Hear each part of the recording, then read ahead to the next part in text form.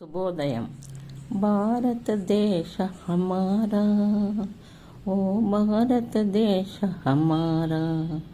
భారతీయులము మనమందరము అని పాటలు పాడుకుంటూ ఉంటాము కదా. భారతదేశానికి స్వాతంత్రం వచ్చి 75 సంవత్సరాలైనది. నాకు కూడా 75 సంవత్సరాలు.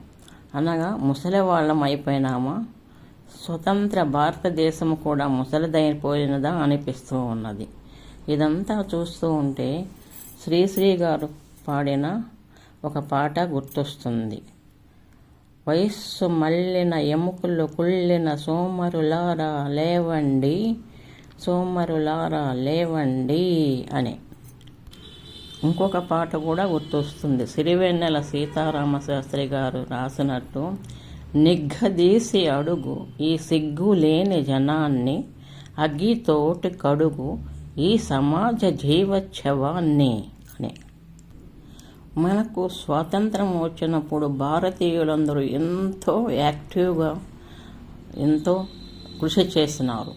కానీ వస్తూ స్వతంత్ర భారతదేశమునకు స్వతంత్రము 75 సంవత్సరములు అవుతూ ఉంది కదా. మన భారతీయులందరూ కూడా ముసలి వాళ్ళు అయిపోయినారా? మన స్వతంత్ర భారతదేశానికి ముసలితనము వచ్చినదా అని అనిపిస్తుంది.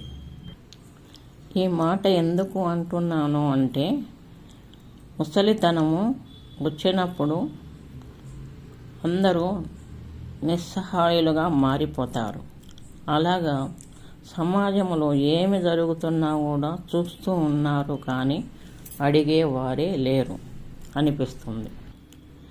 భారతదేశము బాగా అభివృద్ధి చెందినది, ప్రపంచ దేశాలలో 3వ స్థానంలో ఉన్నది అని అంటారు. నిజమే. కాలము పెరుగుతున్న కొద్దీ అభివృద్ధి కూడా జరుగుతుంది, ఎవరు చేసినా చేయకపోయినా. అలాగే అనే మనము ఘోరాలు నేరాలు జరుగుతూ ఉన్నా కూడా చూస్తూ ఉండకూడదు. అందుకని ప్రజలలో చైతన్యము కావాలని నా భావన.